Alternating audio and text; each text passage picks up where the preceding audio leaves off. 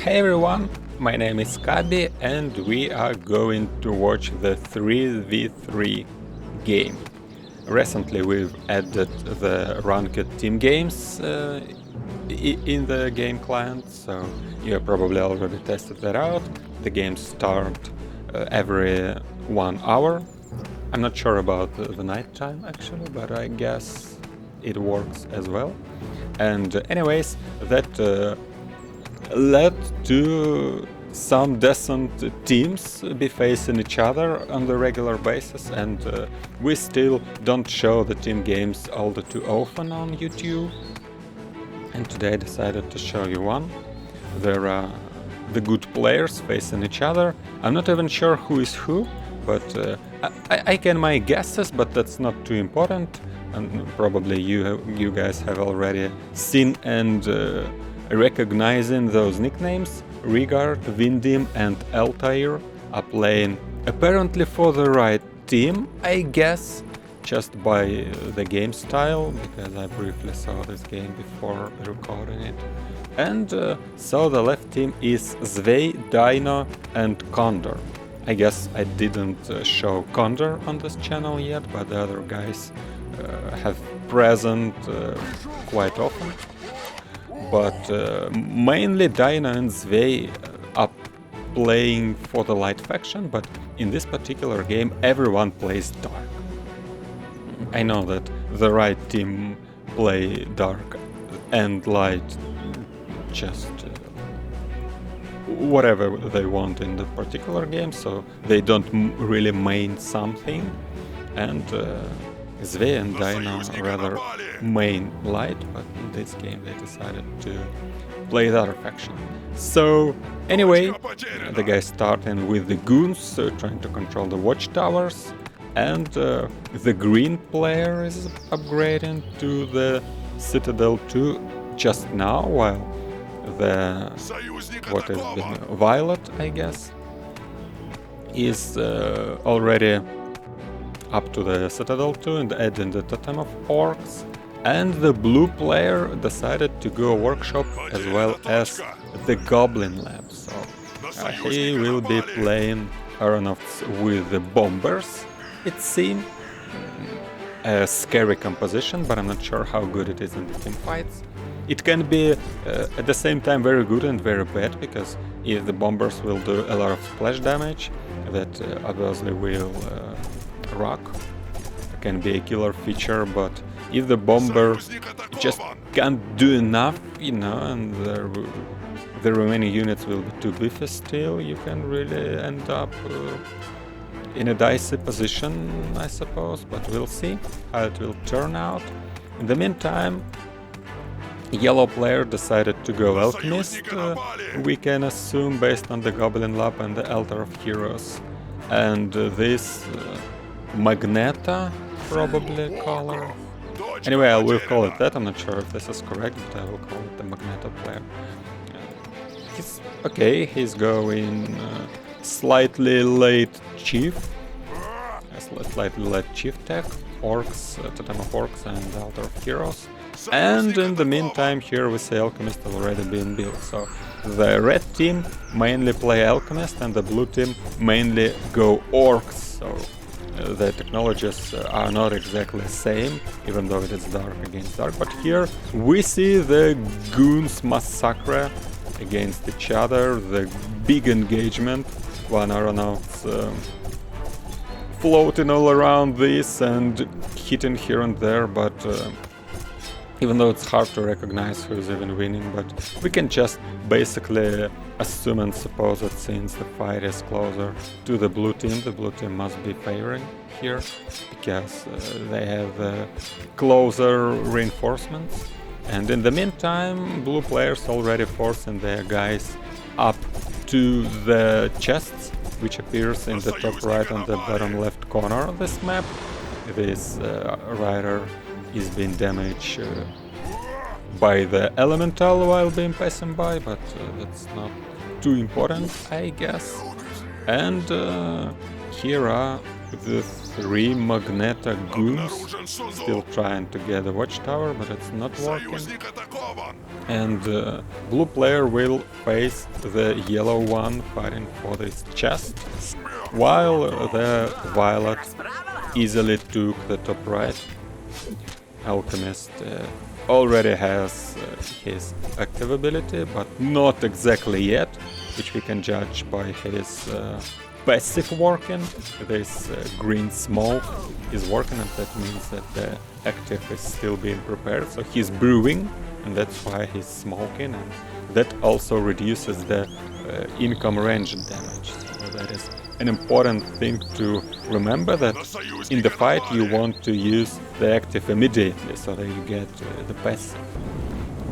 Those guys also being attacked by the elemental, pulling back a little bit, but then I guess both teams will be getting the mana wells to get more mana to work with and use the powerful scrolls. In the team games, each mana tower are given mana to all the team, and so it is 3 times as important as in the 1v1. If your enemies get the mana tower, the mana well, I mean, and you have not, then that means that you will face 3x as many scrolls against you, and that is obviously extremely crucial. Probably this doesn't make sense, though. Crucial is already quite extreme, but anyways. We see mana tower as well as the workshop, so this guy probably is gonna add aeronauts as per right now to be able to fight the enemies air. Oh, not really. He already gets the workshop too, so it's about drills. And in the meantime, blue player is doing this little sneaky movement to steal the enemy's mana well.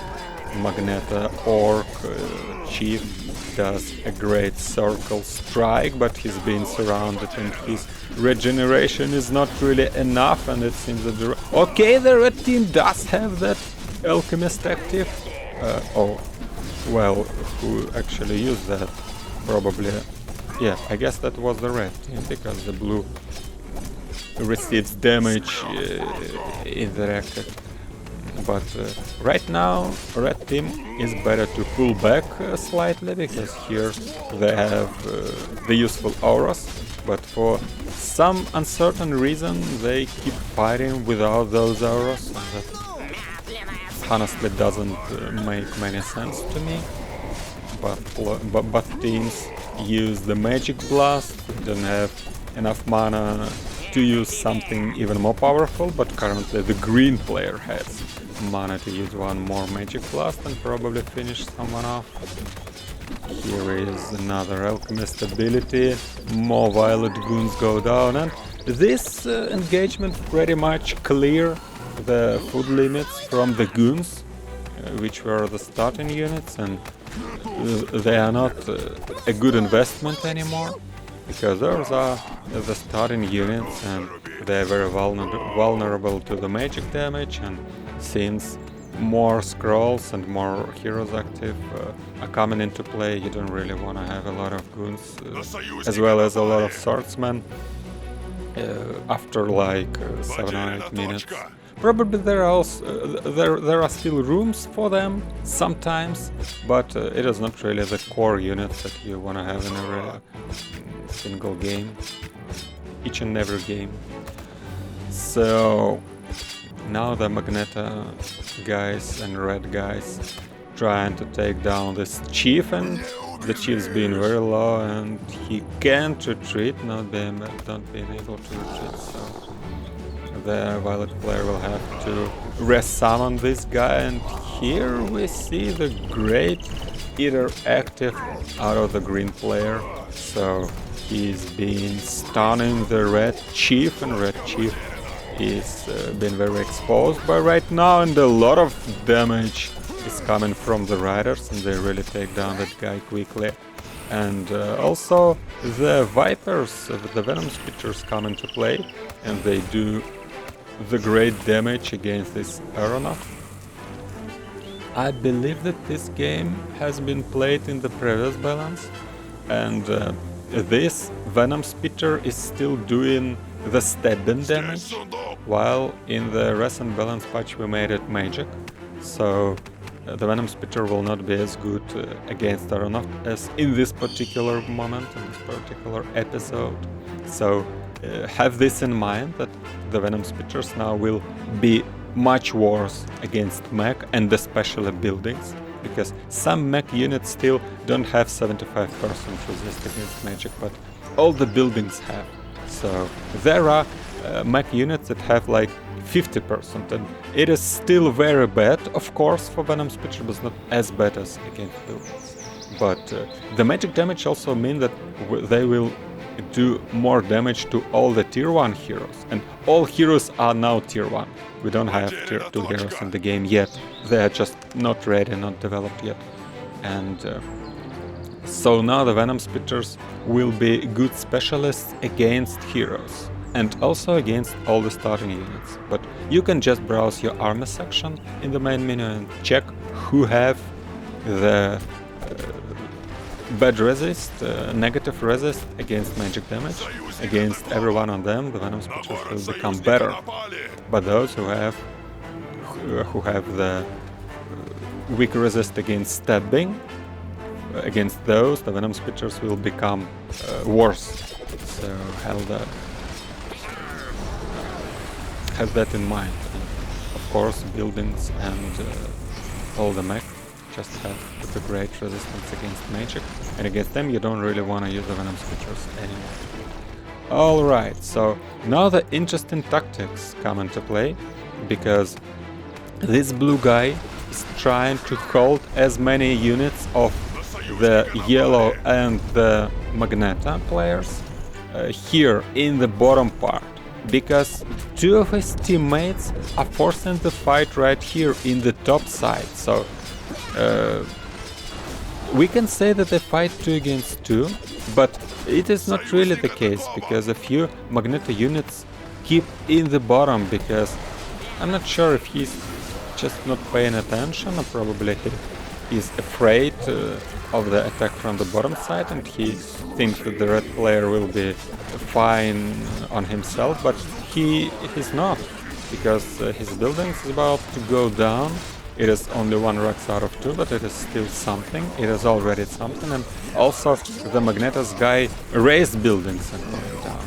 He's forcing Alchemist up here, but the blue player's still not even fighting, so he doesn't really want to fight. What he wants is to keep those 2 heroes especially, and of course the good units such as Drills and X-Masters, as far from that engagement as he can. So he's not really hasting into attack, but now he sees that the yellow thought like, alright, you're not attacking me, I'm gonna help the mates, and here comes the attack from the blue player. So he say, okay, I'm gonna even do this to prevent you from helping. And that means that the yellow player is not participating in the defense on the top. Of course, we can say that the blue player also not participating in attack, but since the Magneto player also wasn't participating, so for some time, that meant that the green and the violet killed the red army. So the red army does not exist anymore. And now it is not important that the Magneto player come to defend, because he can't fight alone against the 2 teams. So this is the simple yet the very effective decision making from the blue team. And even though we can see the green and the violet killing the bases and actually winning the game, but what I really like here is the things that the blue player doing, because it really makes a lot of sense. And it is really a nice tactical movement. Here we see that the yellow zombies are trying to force an action and pull the attention of the blue team from their attack to probably defense of their own base. The zombies are trying to farm on the workers. Of course, they also try to ignore the drill. The drill, of course, can kill those 2 guys very quickly and easy. Okay, here The blue team probably used the select all, so the drill just moves away, and that is the good news for the zombies. But anyway, the drill are very slow, so they can't really stop zombies from farming, and those are moving to the top position where there are no towers. And this mining line is gonna go down rather quickly.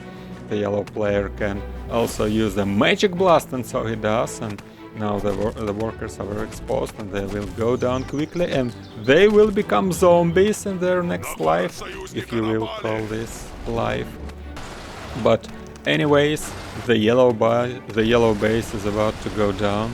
The yellow player trying to get back his heroes and also ordering the 2 drills. Probably was a little bit too busy with this micro, so he forgot to order the stuff really. He could also order...